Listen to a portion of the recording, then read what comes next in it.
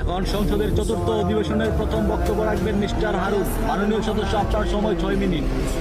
ধন্যবাদ মাননীয় স্পিকার। মাননীয় স্পিকার, আমাদের এই বাংলাদেশ প্রকৃতির অপরূপ সৌন্দর্য ভরা এক শান্তির ভূখণ্ড, বিশ্বের দীর্ঘতম সমুদ্র সৈকত, পৃথিবীর বৃহত্তম ম্যানগ্রোভ বন এবং হাজার বছরের সংস্কৃতি সহ এই দেশের মাটিতে জন্ম নিয়েছেন বহু জ্ঞানীগুণী মানুষ, যা আমাদের দেশের গর্ব।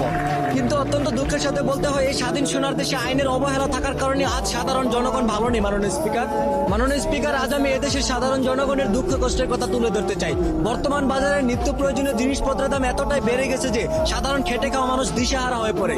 চালের দাম, তেলের দাম, গ্যাসের দাম বাড়ে, কিন্তু সাধারণ মানুষের আয় বাড়ে না। এই অভাবে পরে দেশ ও জাতির উন্নয়নের আশা করা যায় না। মাননীয় স্পিকার, আজ দেশের হাজারো শিক্ষিত যুবক বেকার ঘুরছে। বাবা মা কষ্ট করে পড়াশোনা করায়, কিন্তু পড়াশোনা শেষ করার পরও চাকরি নেই। বিশেষ চাকরি করতে গেলেও যোগ্যতা চাই, আবার কিছু কিছু ক্ষেত্রে ঘুষ ছাড়া চাকরিও পাওয়া যায় না। যে দেশের মেধাবী যুবক বেকার থাকে, সে দেশ কখনো পুরোপুরি ভাবে উন্নত হতে পারে না। মাননীয় স্পিকার, বর্তমান সামাজিক যোগাযোগের মাধ্যমে অপপ্রচার, প্রতারণা, কিশোর গ্যাংয়ের কার্যক্রম প্রতিনিয়ত বেড়ে চলছে।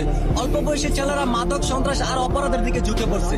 পরিবার, সমাজ, প্রশাসন সবাইকে একসাথে মিলে কাজ করতে হবে, নইলে ভবিষ্যৎ প্রজন্ম ধ্বংস হয়ে যাবে। মাননীয় স্পিকার, স্কুল কলেজ এমনকি মাদ্রাসা যাওয়ার কোথাও মেয়েদের রক্ষা নেই। ধর্ষণ, অবিচার, অলিখন প্রতিনিয়ত ঘটে যাওয়ার পরে এর কোনো প্রতিবাদ নেই। তবে আইন যদি সঠিক ও ন্যায় পথে চলতো, তাহলে দেশে এমন ঘটনা ঘটতো না। মাননীয় স্পিকার, আমরা সাধারণ মানুষ বড় বড় কথা বলতে চাই না। আমরা শুধু নিরাপদে থাকতে চাই, শান্তিতে চলতে চাই, ন্যায্য অধিকার নিয়ে মাথা উঁচু করে বাঁচতে চাই। পরিশেষে সরকারের কাছে একটাই আবেদন: দুর্নীতি বন্ধ করুন, দ্রব্যমূল্য নিয়ন্ত্রণ করুন, বেকারদের কর্মসংস্থান তৈরি করুন, সাধারণ মানুষের নিরাপত্তা নিশ্চিত করুন। ধন্যবাদ মাননীয় স্পিকার।